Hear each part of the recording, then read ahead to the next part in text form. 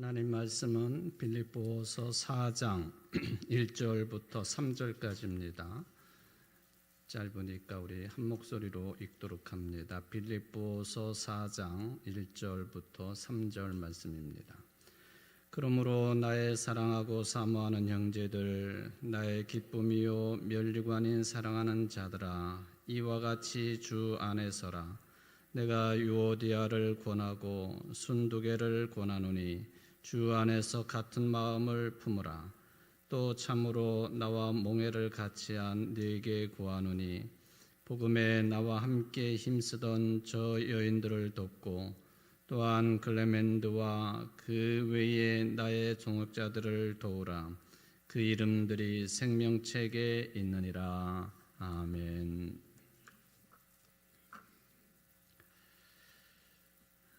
권사님 기도하신 것처럼 4월 20일부터 5월 2일까지 성지순례 관계로 수요일 이 빌립보서 말씀을 상고하는 시간을 2주간 쉬게 되었었습니다. 오늘 이제 이 빌립보서 4장 말씀 가운데에 사도 바울이 항상 빌립보 교회 교인들이 흔들리지 않기를 바랬다. 흔들린다라고 하는 것은 바람에 갈대도 흔들리고 나무도 흔들리고 그리고 어떤 경우에는 허리케인 같은 엄청난 강풍에 그런 경우는 자동차도 날아가고 집도 날아가고 그렇죠. 눈에 보이는 것들이 바람에 흔들리고 또 이런저런 현상들 때문에 흔들리는 경우 볼 수가 있겠는데 바울이 여기서 말하고 있는 흔들리지 않기를 바란다라고 할 때에는 신앙적으로 흔들리지 않기를 바란다 하는 말씀이죠. 믿음이 흔들리지 않기를 바라고 영적으로 이리 왔다 저리 갔다 한다든지 흔들려서 아예 쓰러져 버리고 뿌리가 뽑혀 버린다든지 그런 일이 생기지 않기를 바란다. 그리고 바른 길에 서야 된다. 이것을 진실로 원했다고 그랬습니다. 그러면 영적으로 신앙적으로 흔들리지 아니하고 또 신앙적으로 영적으로 바르게 서기 위해서는 그럼 뭐가 해결이 되어야 되느냐?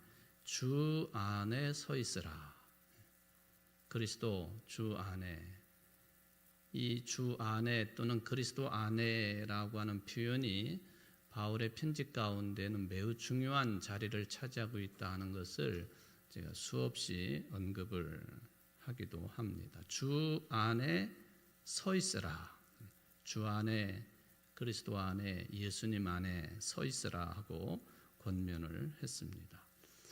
사람들을 향해서 할 수 있는 수많은 권면 그리고 기대 이런 것들이 있겠는데 주 안에 서 있으라고 하는 이 권면만큼 확실하고 흔들림 없이 하나님의 피조물로서 살아갈 수 있는 굳건한 그 근거는 없다라고 볼 수 있겠습니다. 그러니까 우리 그리스도인들이 이제 교회 생활을 하는 교인들이 굳건히 설 수 있는 그 근간, 그 토대는 다름이 아니라 바로 예수 그리스도이시다. 이것보다 더 중요한 것이 없고 기묘한 것이 없다. 그렇게 볼 수 있는 것이죠. 이게 잘못돼 버리면은 타버리거나 녹아버리거나 사라져버리거나 아예 흔적도 없이 그렇게 되는 것이라서 변함없으신 분, 사라지지도 않고 녹아지지도 않고 타버리지도 않는 믿음의 근거이신 예수 그리스도 그 위에 서 있어라. 이것을 이제 빌립보 교인들에게 권면을 해주고 있습니다. 물론 우리 모두 다가 땅에 발을 딛고 살아가는 그 현실의 삶에 어쩔 수 없이 매몰이 되기도 하고 영향을 받고 그런 문제 때문에 쓰러지기도 하는 그런 존재들이겠습니다만은 그렇게 우리가 연약한 존재이고 쉽게 흔들리고 쉽게 뿌리가 뽑혀지고 하는 그런 그 삶을 살아가는 아주 연약한 인생들이라고 하는 것을 이 내면적으로 아주 정확하게 꿰뚫어 볼 때에만 내가 그러면은 이 삶을, 이 영혼의 삶을, 신앙의 삶을, 믿음의 삶을 어디에다가 뿌리를 두고 살아야만이 흔들리지 않겠는가 하는 것을 볼 수 있다는 거죠.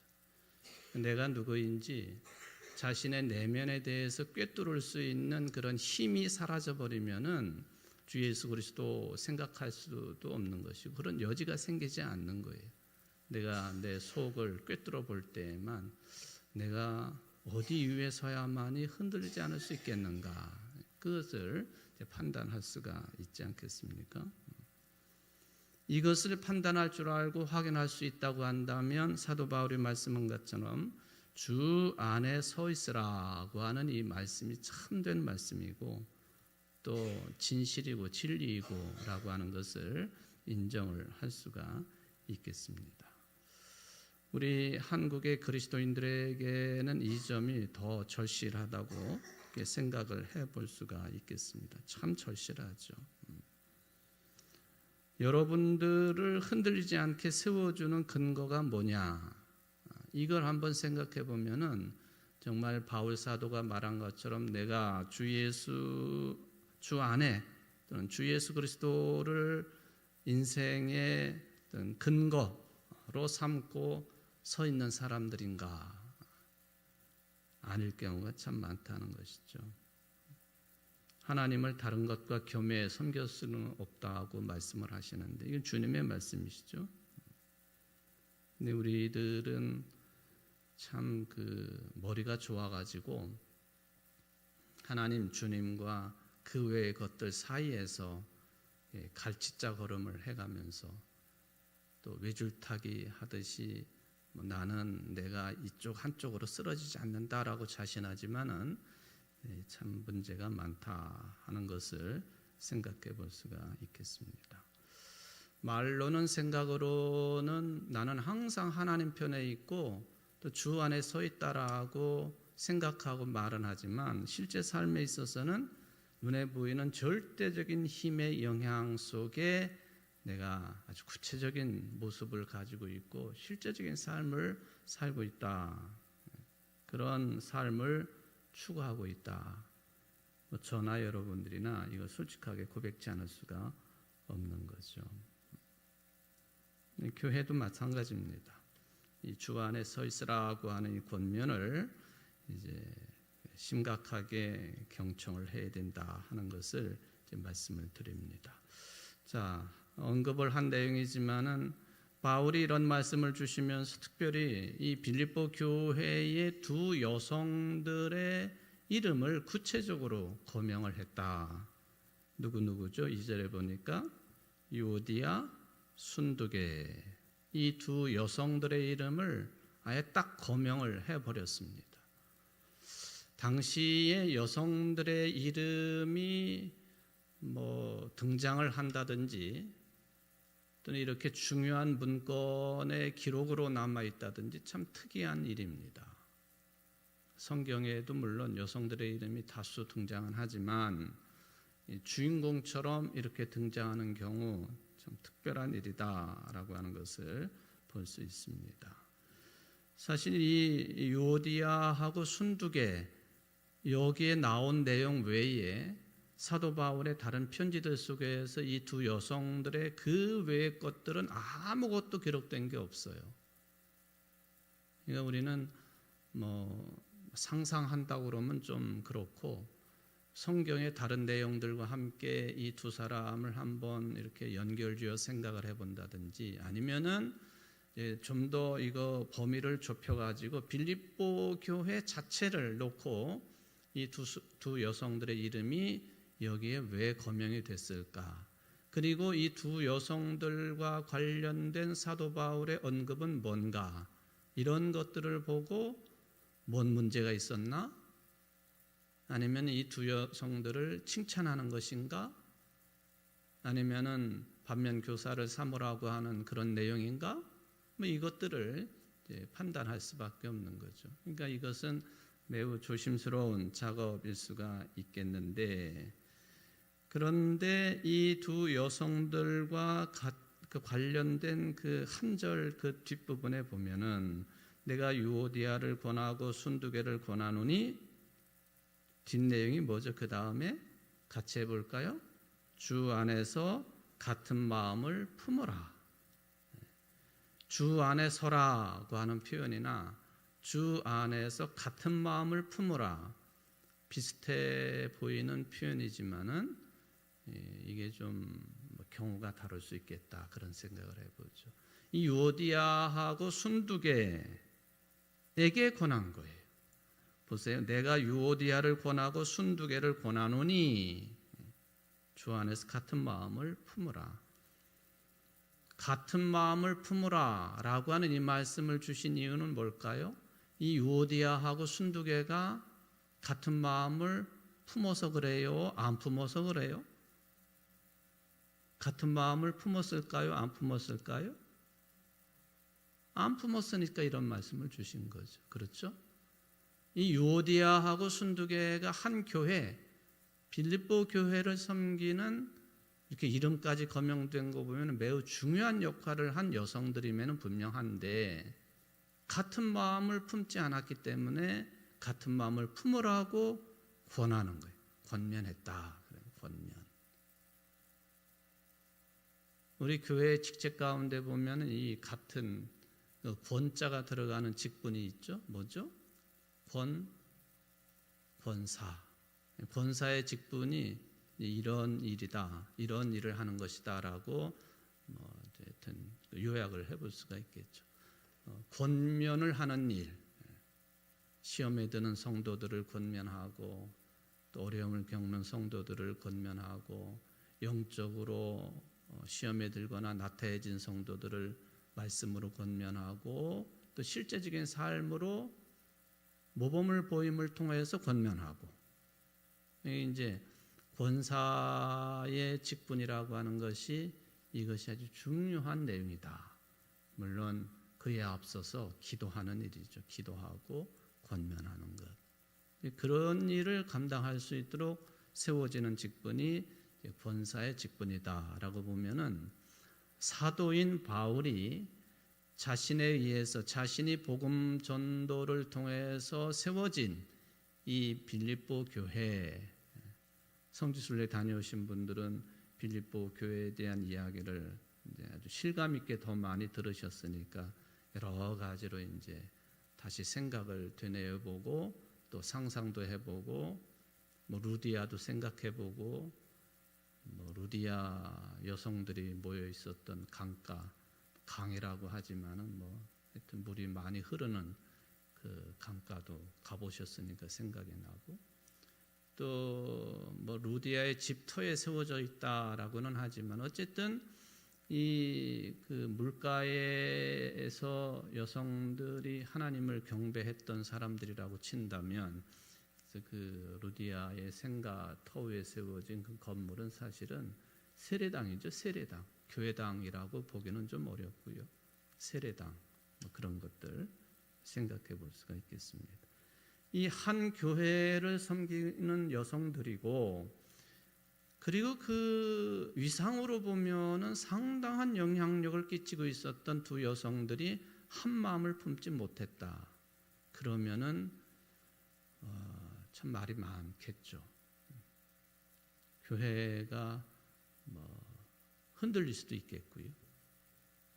잡음이 많이 생기고, 또 이렇게 하나로 나가기도 힘들고. 왜? 한 마음을 품지 못하니까 생각이 다 다른 거고, 말도 이제 서로 다를 수밖에 없겠고, 이런 그 지적, 권면을 했다라고 하는 것을 볼 수 있어요. 여러 자료들을 보게 되면 그 중에 이 유오디아라고 하는 여성이 누구일까? 또 순두개, 신티키 또는 신타취라고 발음도 되는데, 이 순두개라고 하는 여성은 또 누구일까? 궁금하잖아요. 그 사람들이 상상의 날개를 막 펼쳐가지고 아마 유오디아의 이름이 먼저 나온 거 보니까 더 영향력이 더 강했던 여성 아닐까? 뭐 이런 연결을 해보는 거죠. 여러분, 빌립보 교회는 처음에 누구네 집에서 시작이 되었죠? 자주옷 장사, 옷감 장사 누구죠? 루디아 집에서 시작이 됐단 말이죠. 그 예수님의 12제자들의 이름 중에서도 그 가장 먼저 항상 등장하는 이름이 있죠. 누구예요? 베드로. 이것처럼 성경에 이렇게 비교가 될 만한 사람들의 이름이 쭉 나올 때에 누가 먼저 이름이 기록됐느냐 하는 것은 그 사람의 어떤 지위를 또 위상을 연결시켜 볼 수 있는 또 근거가 되기도 해요. 그래서 이 유오디아가 누구일까라고 할 때 뭐 많은 학자들도 그렇고 이 성경을 해석하는 사람들이 아마도 이게 이 빌립보 교회가 시작되도록 자기 집을 내놓은 여성 아마 루디아일 것이다 그렇게 주장하는 경우가 다수 있어요. 근데 그거는 근거 없는 얘기고요. 뭐 루디아일 수도 있겠죠. 그렇지만 정확한 근거는 없다. 그런 주장이 있을 수 있다. 상상의 날개를 펴고 생각할 수 있는 그런 내용이라고 보여지기도 합니다. 순두개는 누구냐? 순두개. 이 순두개라고 하는 사람, 그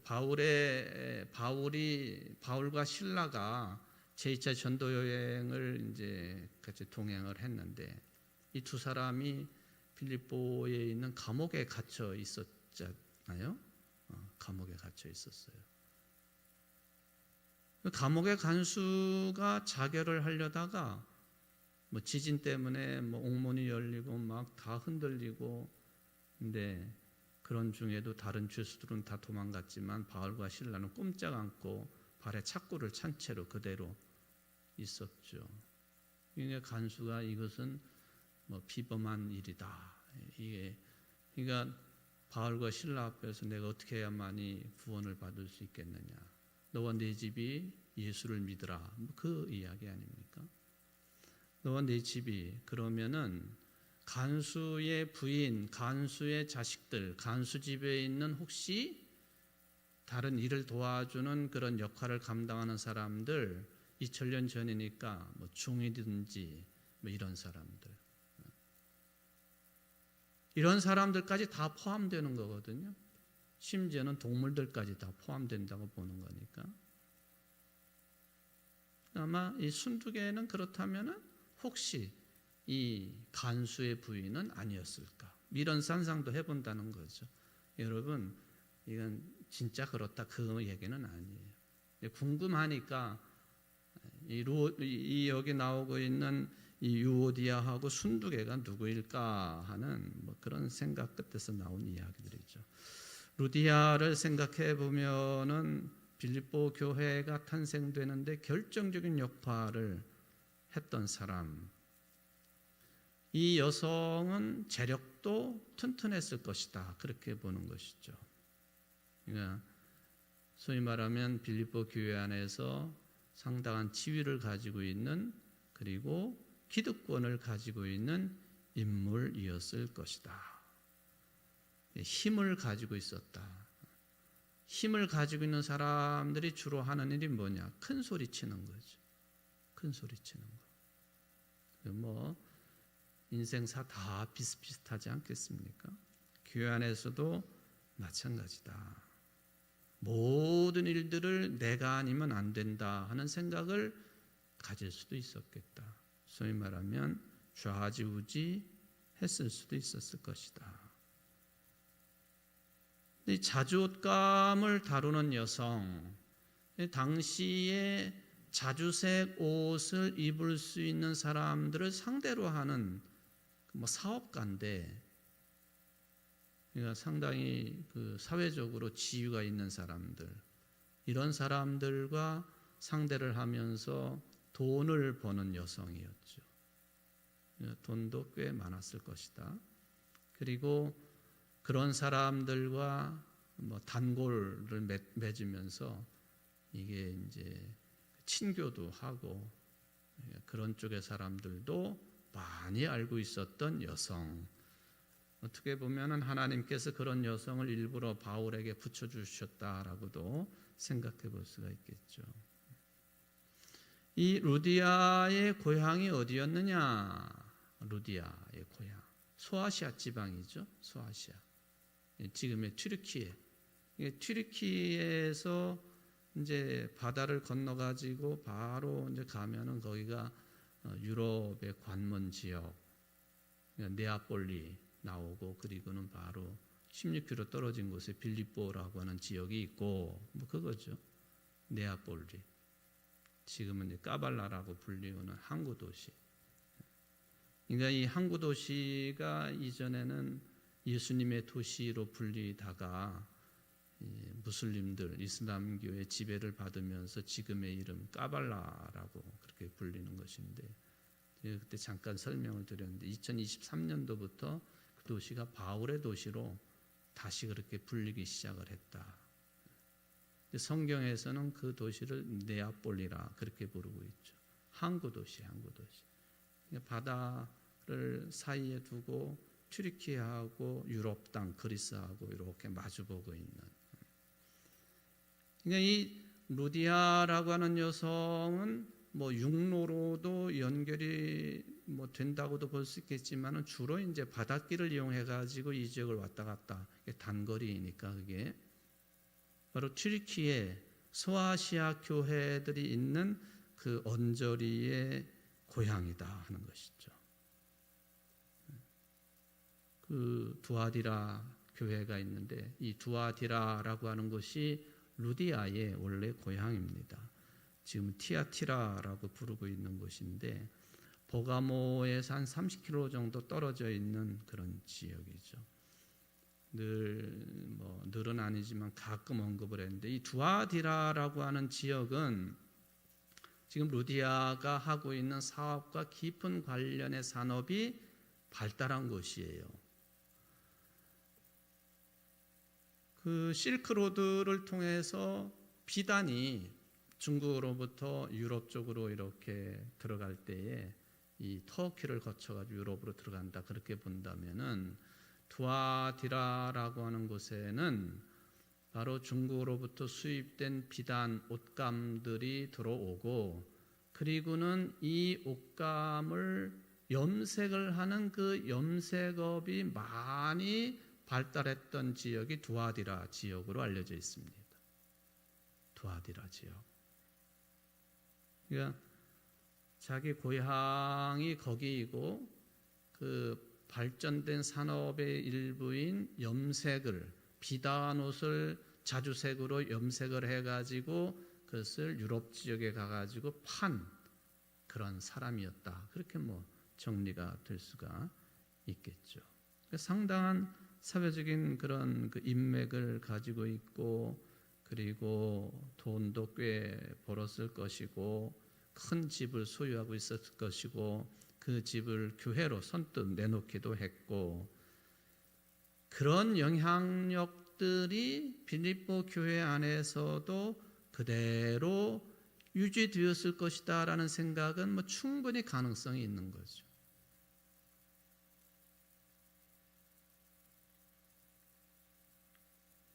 (3절에서) 보면은 이 부녀들을 도우라 바울이 그랬습니다. 이 유오디아하고 순두개를 도우라 성도들에게 요청한 내용이죠.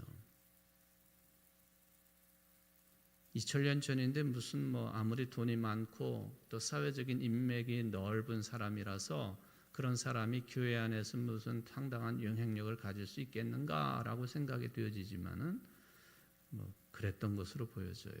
여성들의 활동이 매우 적극적으로 이루어진 교회였던 것으로 보여집니다.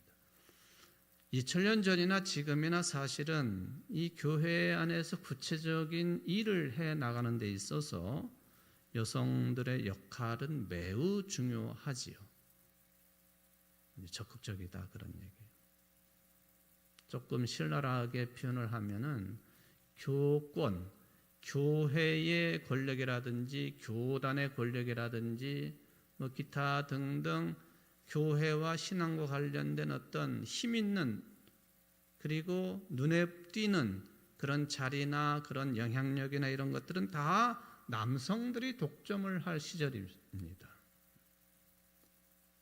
그런데 그런 교권이 무엇을 지향하느냐 할 때에는 그 지향하는 바를 실제적으로 열매를 맺는 일에 있어서는 여성들이 훨씬 더 적극적이었고 실제적인 활동을 했고 구체적인 역할을 감당하고 있고 옛날에도 그랬다 하는 거죠.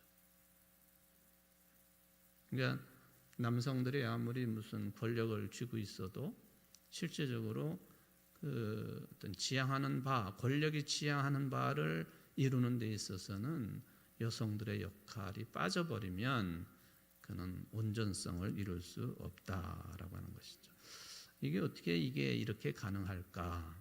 생각해 보면요, 여성들이 자신의 몸으로 말하자면 생명을 잉태하고 생명을 출산할 수 있는 여성들만이 느낄 수 있는 그 어떤 힘도 있겠지만은 그런 역할을 통해서 나타나는 어떤 동정심, 구체성 이런 것들이 분명히 작동하는 것 부인할 수 없습니다.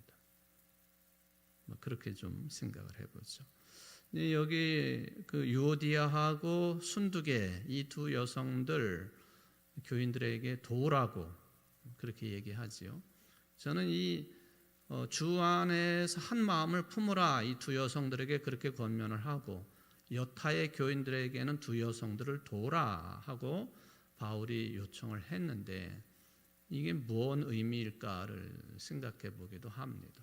두 여성들 사이에는 어떤 주도권 다툼 같은 게 분명히 있었던 것 같은데 그 현실로 인정하고 상당한 영향력을 가지고 있었던 여성들이니까 서로 앞서 나가려고 하는 것 그거는 인지상정이라 인정하고 그러면은 여타의 교인들이 예를 들면은 두 여성들이 그렇게 한 마음을 이루지 못하고 서로 엇박자를 논다고 할 때에 두 여성들도 어느 때 보면 문제가 되기도 하지만 그 여타의 교인들이 이 문제를 더 크게 만들 수 있고 확산시킬 수 있고 아니면은 이런 현실적인 문제들을 다른 교인들이 도와줌으로 인하여서 긍정적인 힘을 발휘할 수 있도록 하고 그것이 교회가 이루어지는 데에 선한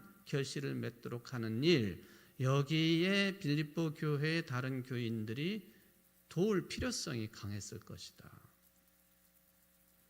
여러분 영향력을 가지고 있는 사람 혼자서 힘을 가지고 있다고 영향력을 발휘하는 거 아닙니다. 그 주변에는 또 그 생각을 또 뜻을 이런 것들을 삶의 스타일을 공유할 수 있는 사람들이 늘 함께 하는 거예요. 유오디아에게 그런 사람들이 또 있다고 한다면 순두계에게도 그런 사람이 있을 수 있고요. 그러니까 이 두 여성들과 함께하는 사람들이 이게 장본인이 아니면서도 들은 이야기, 보았던 거 이런 것들을 부풀리고 뻥튀기 하고 이랬대 저랬대 해가면서 그냥 하지도 않은 이야기를 전한다든지 있지도 않은 이야기들을 한다든지 이럴 가능성이 충분하죠. 그러니까 이게 직접 들어야 되고 우리가 좋아하는 말처럼 그럼 삼자대면 해보자고. 삼자대면이 필요한 이유가 거기에 있죠.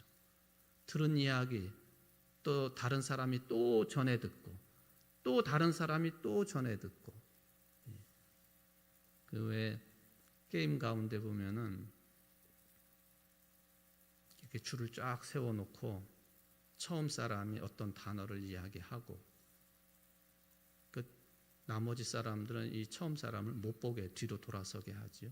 귀도 다 막아놓고. 첫 사람이 예를 들면 순두개 그렇게 발음을 하면은 두 번째 사람이 뒤로 돌아서서 이 사람의 발음 입 모양을 보고 뭐 순두개라고 하든지 뭐 순두부라고 하든지 그렇게 하는 게임이 있잖아요.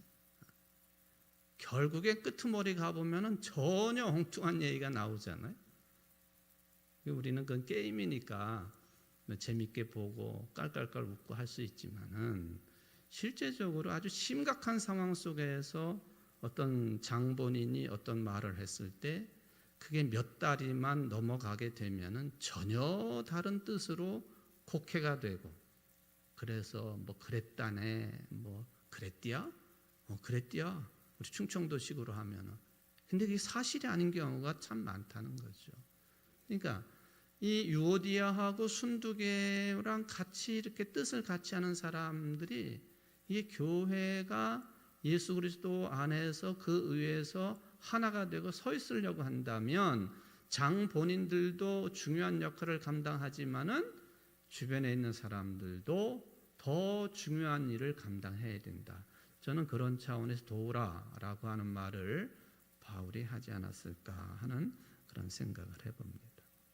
뭐 평신도들 간에 이제 그 실제적인 어떤 삶의 또 신앙 삶을 공유하는 데서 나올 수 있는 현상들이죠.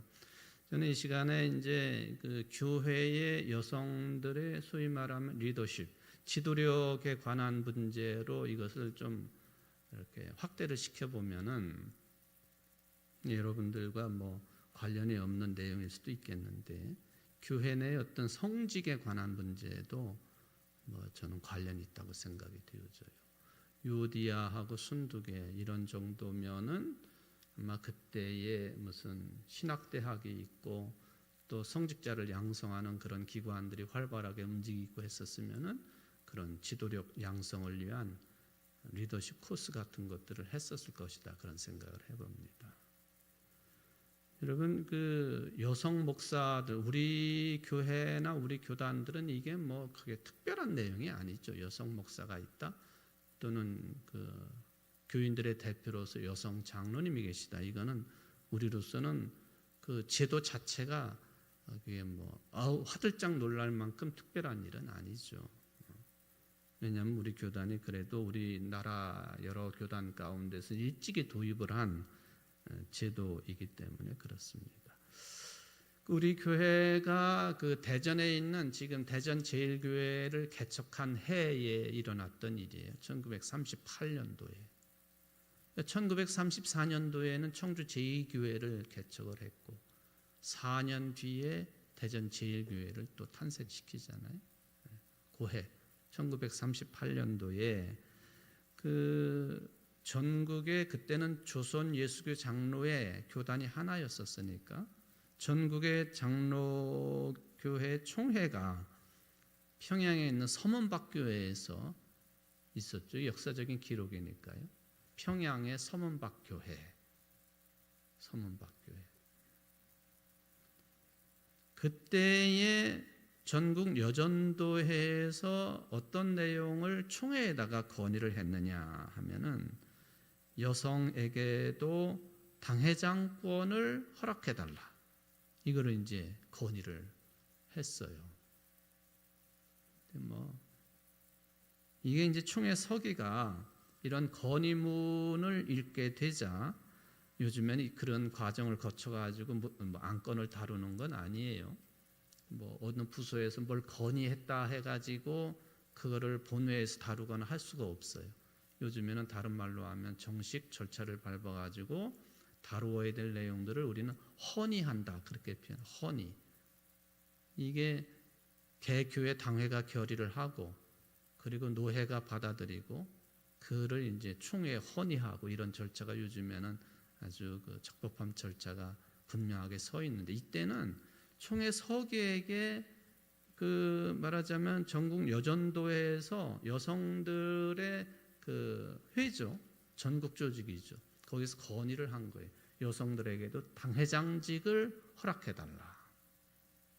이거를 총회 서기가 그 내용을 읽자마자 전국에서 모인 목사, 장로, 총대들 완전히 이거는 말벌집을 쑤셔놓은 것처럼 난리가 난 거예요. 두 가지 내용이 가장 충격적인 내용으로 기록으로 남아 있는데 제가 여기서 그걸 그대로 읽기는 조금 민망할 내용이에요. 말하자면 여자들이로부터 시작하는 거죠. 여자들이 두 가지 여성들에게만 올 수 있는 두 가지 어떤 자연적인 현상이 있지 않습니까? 그거 하나를 들고 또한 여성들만이 생명을 잉태하고 탄생시킬 수 있는 것인데 그 문제를 완전히 비하하는 말투를 이용해 가지고 그러한 그 여자들이 무슨 강단에 올라오려고 하느냐고. 1938년도에 처음으로 그런 건의가 들어갔고 그래요. 온갖 험한 소리를 다 퍼붓고 욕설이 난무를 하고 또 꾸짖는 소리, 핀잔하는 소리 그냥 뭐 말벌집을 쑤셔놓은 것처럼 난리가 난 거죠. 1977년도에 우리 한국기독교 장로회에서 여성 목사 제1호가 탄생을 합니다. 1977년도 그 해는 제가 청주제일교회 당회장의 추천을 받아가지고 제가 신학대학 1학년 입학하던 해예요. 1학년 입학하던 해.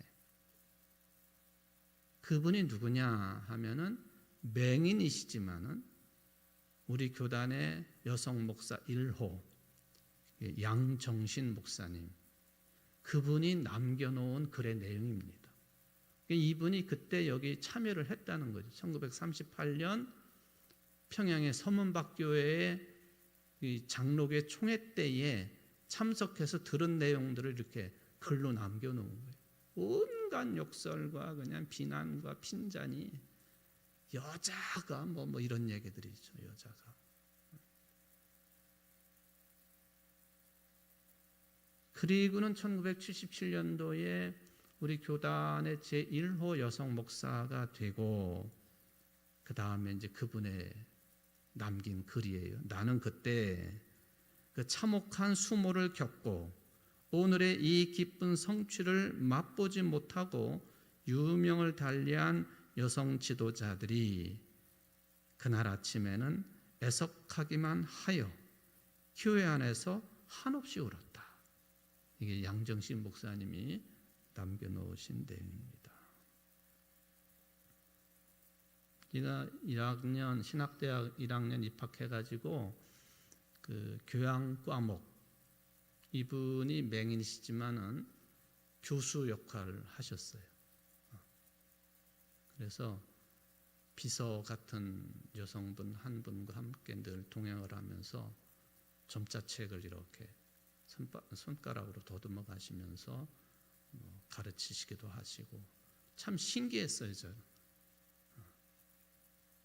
그리고 그분이 점자책으로 그 관련된 전문 서적들도 만들어내시고 바로 그 해 목사임직을 받은 그 해 1977년도에 인천에 있는 삼일교회도 개척을 하십니다. 지금도 이 삼일교회가 인천노회 소속교회로 든든히 서 있는 것을 볼 때에 참 대견한 생각 또 감사한 생각 그런 생각이 들죠. 우리 교회에 와서 설교도 하고 또 지직 세미나도 지직 수련회 강사도 하고 했던 우리 교단의 전 총무 그렇죠? 이재천 목사님이 그 삼일교회 목사도 하셨었거든요. 아마 그 양정식 목사님 다음인지 아이 같은. 그러니까 당신이 목사 임직을 하는 날 38년도에 그 기억을 되살려 가지고 이 글을 남겨놓은 거예요. 그러니까 38년도에 그랬었는데 77년도에 목사 임직을 받았으니까 거의 40년 세월 뒤에 이제 그런 일이 있었던 거죠. 그러니까 우리 한국기독교 장로회가 처음에는 이름이 대한기독교 장로회였었는데 1953년 6월 10일 날 탄생을 했거든요. 이거는 뭐 왜 그랬느냐 하는 것은 뭐 복잡한 이야기니까. 그러니까 53년도에 탄생했음에도 불구하고 아주 매우 바람직하고 진보적인 생각을 가지고 있는 교단임에도 불구하고 20년이 넘도록 목사 임직 제도를 품지 않았다는 거죠. 이게 사회적인 분위기였다. 여성분들이 장로가 되는 것은 56년도에 비교적 일찍 시행이 된 반면에 여성 목사 제도는 1974년도에 총회를 통과했고 77년도에 제1호 여성 목사가 탄생했다.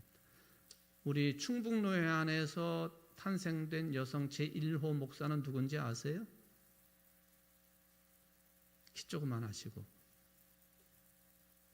기억 안 나셔? 성이 변씨요, 변씨. 그래도 모르셔요?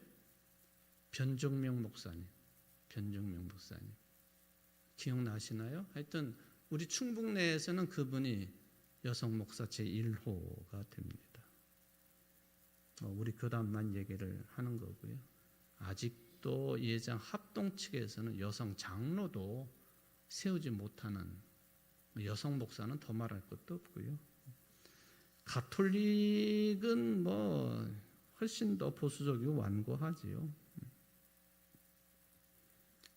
요새 이제 어제 오늘 뭐 해가지고 그 프란체스코 교황이 그들은 선종이라고 부르니까 이제 죽었기 때문에 새로운 교황을 뽑아야 되잖아요. 새로운 교황을 뽑는 시스템을 콘클라베라고 우리가 부르고 있는데, 콘클라베 열쇠라고 하는 뜻을 가지고 있죠. 전 세계에 흩어져 있는 빨간색 이 모자를 쓴 추기경들이 다 모여야 되는데 제한이 있더라고요. 보니까 나이 제한이 있어요. 80 이하인 추기경들만 모여가지고 교황을 선출을 해요. 그게 이제 180 몇 명인가 그렇게 돼 있는데 우리나라의 이제 추기경도 참석을 하는데 교황이 될 가능성도 있을 수 있다. 뭐 그러지만은 쉽지는 않을 것 같기는 한데 어쨌든 콘클라베를 개최해가지고 교황을 선출을 해요. 다 남성들이죠. 다 남성들. 콘클라베 교황을 뽑는 그 공간이 어디냐 하는 그 재밌죠. 시스티나 성당이라고 하는 곳이 들어있는 그 건물, 그게 이제 교황이 그 집무실하고 연결이 되어 있는 건물인데 이 시스티나 성당은 제가 설교 시간에 여러 차례 언급을 했어요. 미켈란젤로의 천지창조 그림이 천정에 쫙 그려져 있는 그 공간이죠. 그리고 좀 더 나중에 저쪽 그 입구에서 보면 반대편에다가 최후의 심판 그림도 그려 놓았잖아요. 바로 그 최후의 심판 그림 그려져 있는 그 밑에 앉아가지고 콘클라베를 열어요. 교황을 선출을 해요. 그래서 오늘이나 내일이나 뭐 글피나 그 굴뚝에서 흰 연기가 올라오면은 교황이 뽑혔다. 그렇게 이제 알게 되는 거죠. 어쨌든 그 쉬운 과정은 아닐 것 같아요. 콘클라베 열쇠로 그냥 문을 잠가버리고 나오지 못하게 하는 상태에서 지난번에 어떤 화면을 봤더니요. 그 문을 이렇게 이제 걸어 잠그는데 상징적인 거죠. 붉은색 끈으로 그 문 양쪽에 손잡이에다가 붉은색 끈을 이렇게 서로 연결해가지고 여기다가 점매, 우리 식대로 말하면 점매 가지고는 그 점맨 부분에다가 그 요만한 통 속에 들어있는 빨간색 촛물 녹인 물을 갖다 이렇게 거기다가 부어요. 그리고는 교황의 인장을 갖다가 물렁물렁해진 그 촛물 그 위에다 꽉 찍어 가지고는 그 끈 위에다가 그렇게 해서 그 상징적으로 못 나온다 이거지. 교황 뽑기 전에는 못 나온다. 다 남성들만 모여 가지고 이제 그 일을 해요. 이게 훨씬 더 보수적이고 완고하다라는 그런 이야기죠. 어쨌든 오늘 이제 이 유오디아하고 순두계 이야기를 뭐 하는 김에 뭐 이런 이야기도 좀 드려봤습니다만은 안타깝게도 빌립보 교회가 기쁨과 관련된 교회이기는 하지만은 이 빌립보 교회를 분쟁의 소용돌이 속으로 말려들게 했던 장본인들이었다. 우리가 이런 식으로 이 내 이름이 우리의 이름이 남겨져서는 안 되는 거죠. 여성들이 그랬다. 하여튼 바울은 이 여성들에게 일단 주 안에서 같은 마음을 품으라 했고, 그리고 자기가 믿을 만한 사람들에게 이 여성들을 도우라고. 이거는 일종의 지시입니다. 지시, 명령. 적극적으로 활동한 사람들, 영향력이 큰 사람들, 더 이상 그 두 사람들 때문에 교회가 풍파에 휘말리지 않도록 주변 사람들이 도우라 하는 거죠. 주변 사람들. 그런데 끝은부리에 가보면 그 이름이 생명책에 기록되어 있다. 참 그 아이러니한 그런 표현이라고 보여집니다. 이게 우리 장로교회 또 개혁교회 정신의 어떤 발로라고 생각을 합니다. 여러분들, 아유 저 사람 저거 예수를 그리스도로 믿기는 하는데 사는 모습이 영 형편없어. 그러니까 구원 못 받아, 천국은 못 들어가. 그렇게 판단할 수 있느냐? 그건 꼭 유대교의 율법에 따른 판단과 똑같은 거예요. 1517년 종교개혁이 일어나기 이전에 그때 당시 가톨릭 교회가 가지고 있었던 사람, 교인들 판단의 근거와 비슷한 거죠. 뭘 행해야만이 구원받을 수 있다라는 거죠. 그 행하는 것 때문에 구원받게 된다 하면은 그 누구도 구원의 대상은 없는 거예요. 이신칭의 오로지 믿음으로만 구원받는다. 여기 유오디아 순두계도 그 유럽의 최초의 교회, 중요한 역할을 감당했던 그 교회를 시끄럽게 한 장본인들이었지만 그건 행위에 관한 문제인데 여기 생명록에 그 이름이 기록되어 있다. 놀라운 일이죠. 여러분들의 이름은 이미 생명록에 기록되어 있음을 믿으시죠? 그 믿음에 합당한 삶의 열매가 구체적으로 선한 열매가 늘 맺혀져야 됩니다. 그런 삶을 늘 묵상하고 숙고하고 깊이 생각하면서 신앙과 행위가 일치가 되어지고 말과 삶이 일치를 이루는 여러분들 되시기를 주의 이름으로 축원을 드립니다. 자비하신 하나님 아버지 감사를 드립니다. 오늘 유럽 지역에 세워진 최초의 교회 빌립보 교회에 보낸 사도 바울의 편지 내용 가운데 일부를 상고해 보았습니다. 유오디아 순두계 영향력이 상당했던 두 여성들, 그러나 문제도 있었던 것 같습니다. 이 사람들에게 주 안에서 한 마음을 품으라 말씀하셨으니 우리 자신에게 주신 말씀으로 받습니다. 주 안에 서라고 또한 빌립보 교인들에게 말씀하셨으니 우리가 다른 것에 근거로 해서 교회 생활을 하는 것이 아니라 주님 위에 서서 신앙생활, 교회 생활을 해나가기에 부족함이 없는 성숙한 신앙인들이 될 수 있도록 도와주옵소서. 또한 사람이 모인 공동체이기 때문에 수시로 문제가 발생하지만은 장본인들뿐만 아니라 모든 교인들이 이런 문제들 앞에서 문제를 더 확산시키고 더 파헤치고 하는 것이 아니라 도울 수 있는 선한 영향을 끼칠 수 있는 우리 모든 교회 교인들 삶이 될 수 있도록 축복하여 주옵소서. 예수님의 이름으로 간절히 기도하옵나이다. 아멘.